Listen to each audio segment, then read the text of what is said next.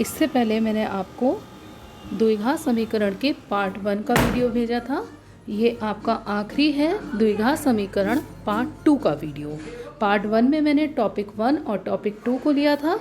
द्विघात समीकरण के पार्ट 2 में मैं टॉपिक 3 और टॉपिक 4 को समझाऊंगी और फिर आपका ये चैप्टर ख़त्म हो जाएगा।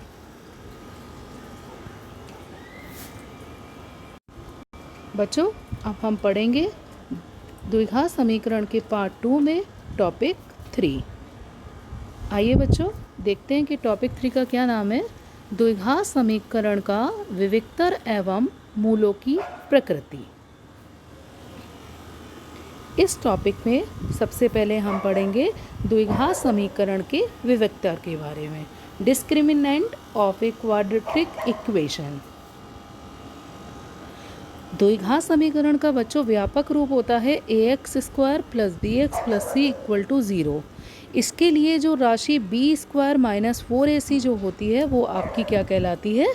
विविक्तर। यानी अगर आपसे पूछे कि विविक्तर क्या होता है तो आप बोल सकते हो कि द्विघात समीकरण ax² + bx + c का जो विविक्तर है वो है b² - 4ac। विविक्तर को बच्चों कैपिटल D से डिनोट करते हैं क्योंकि मैंने आपको बताया था कि विविक्तर को इंग्लिश में डिस्क्रिमिनेंट कहते हैं। तो यानी विविक्तर D बराबर क्या हो गया आपका? b² - 4ac।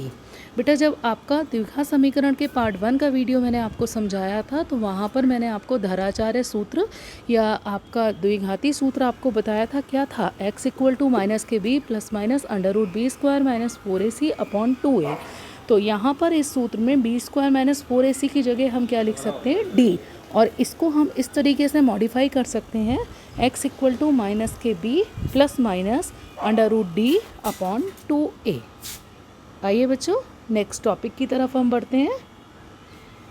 नेक्स्ट हम टॉपिक 3 में पढ़ के चलेंगे द्विघात समीकरण के विविक्तर ज्ञात करने की विधि। द्विघात समीकरण का विविक्तर ज्ञात करने के लिए हम निम्न स्टेप्स को फॉलो करेंगे। सबसे पहले द्विघात समीकरण को हम मानक रूप में लिखेंगे अगर वो मानक रूप में नहीं दे रखी। द्विघात समीकरण का मानक रूप मैंने आपको बता ही रखा था ax² + bx + c = 0। यानी पहले x² वाला पद आएगा, फिर x वाला पद आएगा, फिर अचर राशि वाला पद आएगा। फिर उसके बाद जो आपकी द्विघात समीकरण दे रखी है उससे हम तुलना करेंगे। उसकी तुलना हम करेंगे द्विघात समीकरण के मानक रूप ax² + bx + c = 0 से। तुलना करने के बाद हम a, b और c का मान ज्ञात कर लेंगे बच्चों। फिर विविक्तर का सूत्र मैंने आपको बताया था d = b² - 4ac होता है। क्रमशः b, a और c का मान आप रखकर विविक्तर का मान ज्ञात कर सकते हैं। आइए बच्चों अब देखते हैं कि आगे हम क्या पढ़ेंगे टॉपिक 3 में। द्विघात समीकरण के विविक्तर को ज्ञात करने को उदाहरण द्वारा समझा जा सकता है। यानी किसी भी द्विघात समीकरण का विविक्तर आप निम्न उदाहरण को समझकर ज्ञात कर सकते हैं। उदाहरण है द्विघात समीकरण 9x² - 12x + 4 = 0। मैंने आपको बताया था अभी इससे पहले वाले उसमें स्टेप्स में समझाया था आपको कि सबसे पहले जो आपका द्विघात समीकरण दे रखा है उसको मानक रूप में लिखो। यानी पहले x² का पद, फिर x का पद, फिर अचर राशि। सवाल में बिल्कुल वैसे ही आपका दे रखा है। उसके बाद हम जो मानक रूप होता है द्विघात समीकरण का ax² + bx + c = 0 से इसकी तुलना कराएंगे।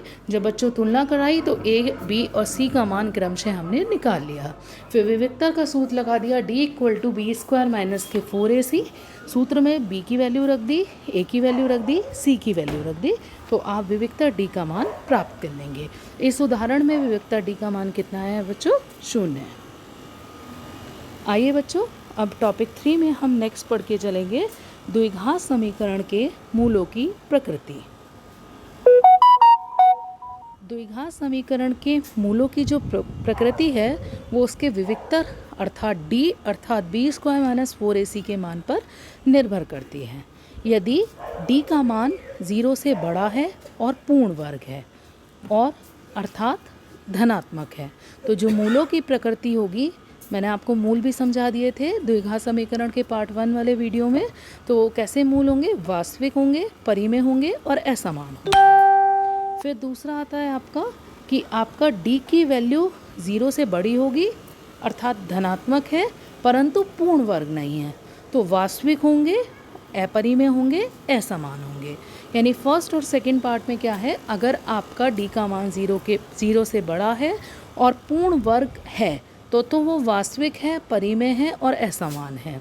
अगर आपका d का मान 0 से बड़ा है लेकिन पूर्ण वर्ग नहीं है तो वास्तविक है, बस अंतर आएगा, परिमेय की जगह क्या हो जाएगा, अपरिमेय और फिर असमान। यदि ऋणात्मक है अर्थात d का मान 0 से छोटा है, क्योंकि बेटा जब d का मान 0 से छोटा हम लेके चल रहे हैं तो इसका मतलब अगर वो माइनस में जा रहा है तो हमारे पास मूल कैसे होंगे, अवास्तविक होंगे अर्थात काल्पनिक होंगे, यानी कल्पना किए हुए मूल। अगर आपका विविक्तर का मान 0 अर्थात d का मान 0 के बराबर हो रहा है तो हमारे पास मूलों की प्रकृति क्या होगी, वास्तविक होंगे, परिमेय होंगे और समान होंगे। इसके बाद नेक्स्ट हम पढ़ेंगे द्विघात समीकरण के मूलों की प्रकृति पर आधारित प्रश्न। चलो बच्चों, प्रश्न के माध्यम से हम इस टॉपिक को समझते हैं। द्विघात समीकरण आपकी दे रखी है x² + 6x + 9 = 0। सबसे पहले इसकी तुलना द्विघात समीकरण के मानक रूप से करिए ax² + bx + c = 0 से, जिससे हमने क्रमशः a, b, c के मान निकाल लिए। बच्चों, मूलों की प्रकृति के लिए आपको किसका मान निकालना होगा, विविक्तर का मान। तो वही विविक्तर का फॉर्मूला हमने लगा दिया, d = b² - 4ac।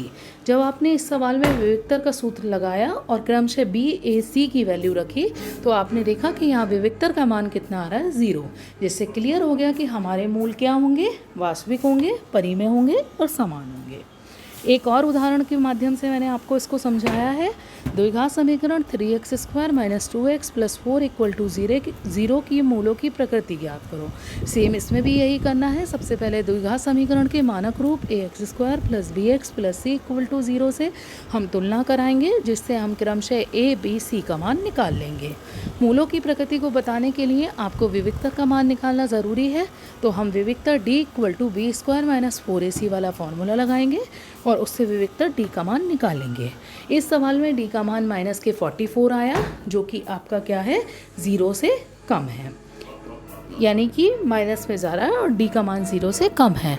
जब d का मान 0 से कम है तो यानी कि मूल कैसे होंगे, अवास्तविक होंगे और आपके क्या होंगे, काल्पनिक होंगे।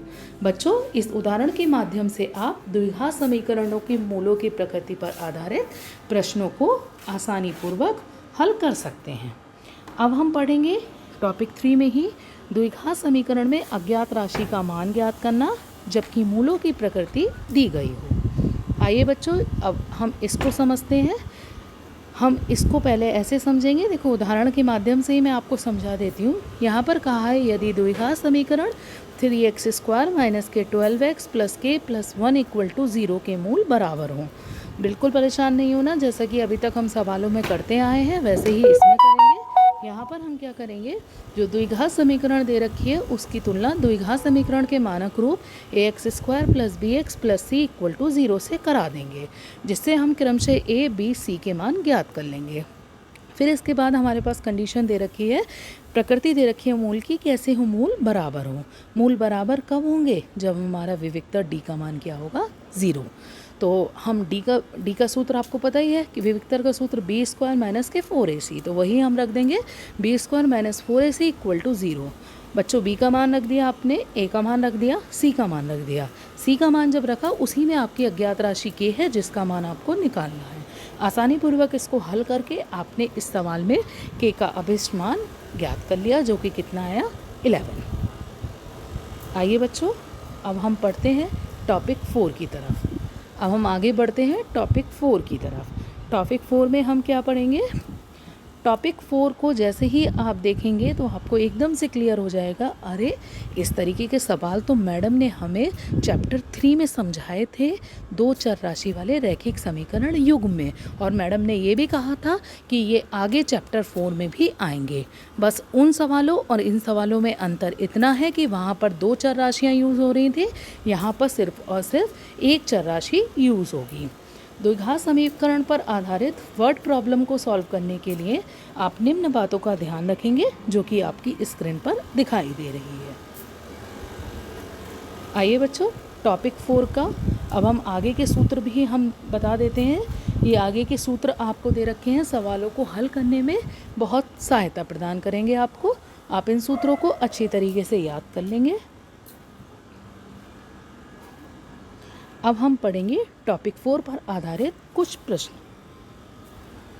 पहला प्रश्न है, एक संख्या और उसके व्युत्क्रम का योगफल 4 सही 1/4 है, संख्या ज्ञात करो।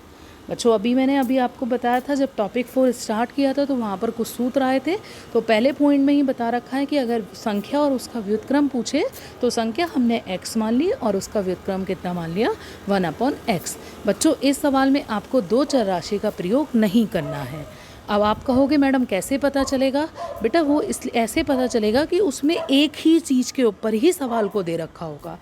जैसे एक संख्या है और उसी संख्या का व्युत्क्रम है, तो यानी कि दूसरी अचर राशि तो हम मान ही नहीं सकते। जबकि आपने चैप्टर 3 में जो सवाल पढ़े थे वहाँ पर दो अलग अलग चीज़ों के बारे में कहा था, जिसकी वजह से हमें दो चर राशियाँ x और y माननी पड़ रही थी। तो बेटा यहाँ पर संख्या मान ली हमने x और उसका व्युत्क्रम कितना मान लिया, 1/x। उनका दोनों का योगफल कितना दे रखा है, 4 सही 1/4। तो यानी x + 1/x = 4 सही 1/4। 4 सही 1/4 को जब आप सॉल्व करोगे, कैसे सॉल्व होता है ये, 4 और 4 की गुणा हो जाएगी और 1 उसमें जुड़ जाएगा, यानी 4 चौक 16 और +1 = 17, 17/4। बच्चों अब आपको इतना तो सॉल्व करना आता ही है, आप आगे अपने आप सॉल्व करेंगे। जब सॉल्व कर लेंगे तो आपका x का मान आसानी पूर्वक निकल आएगा। और ये जो x का मान निकलेगा, ये आपका जो मैंने द्विघात समीकरण का पार्ट 1 का वीडियो भेजा था, गुणनखंड विधि, धराचार्य विधि, पूर्ण वर्ग विधि, उनके द्वारा ही आप सॉल्व करेंगे, जिससे कि x का मान आसानी पूर्वक आपका निकल जाएगा। आइए बच्चों टॉपिक 4 पर ही आधारित हम अगला क्वेश्चन पढ़ते हैं। दो क्रमागत धनात्मक पूर्णांक ज्ञात कीजिए जिनके वर्गों का योग 365 हो। देखो एक ही उसके बारे में कह रखा है, दो क्रमागत धनात्मक पूर्णांक। जब मैंने टॉपिक 4 शुरू किया था तो वहाँ पर बहुत सारे पॉइंट्स आपको लिखवाए थे। वहाँ पर आप खुद देखेंगे कि जब आपका दो क्रमागत धनात्मक पूर्णांक कहा जाता है सवाल में, तो आप उसको मान के चलते हैं x और x + 1। इस सवाल में भी मैंने वही माना है, x और x + 1। सवाल में कह रखा है इनके वर्गों का योग, यानी x का वर्ग और x + 1 का वर्ग का योग कितना होगा, 365। इस सवाल को आगे आप हल कर लेंगे। हल करने के लिए आप द्विघात समीकरण के पार्ट 1 वाले वीडियो की सहायता लेंगे, जिसमें मैंने आपको गुणनखंड विधि, धराचार्य विधि और आपका तीसरा पूर्ण वर्ग विधि समझाई थी। उनका प्रयोग करके आप x का मान निकाल लेंगे और आप फिर x + 1 का मान निकाल लेंगे। बच्चों अब टॉपिक 4 पर आधारित अगला प्रश्न हम पढ़ेंगे।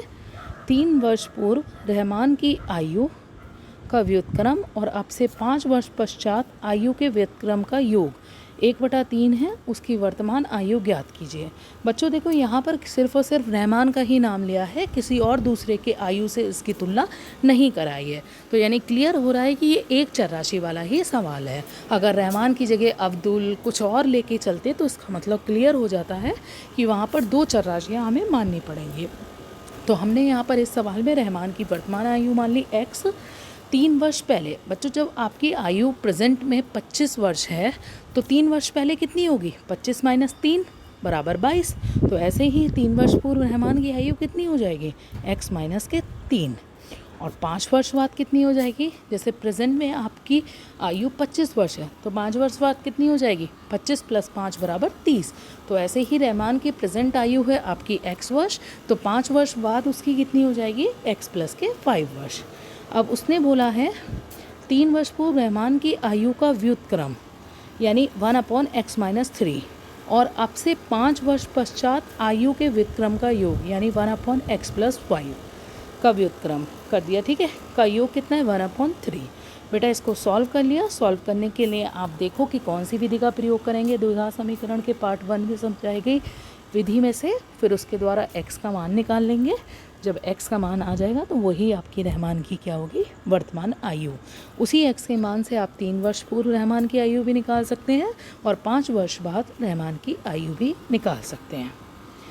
धन्यवाद बच्चों। मैं आशा करती हूँ कि आपको द्विघात समीकरण के पार्ट 1 की वीडियो और पार्ट 2 की वीडियो पूरी समझ में आ गई होगी और आप जो उस पर आधारित सवाल हैं उसको भी आसानी पूर्वक कर पाओगे।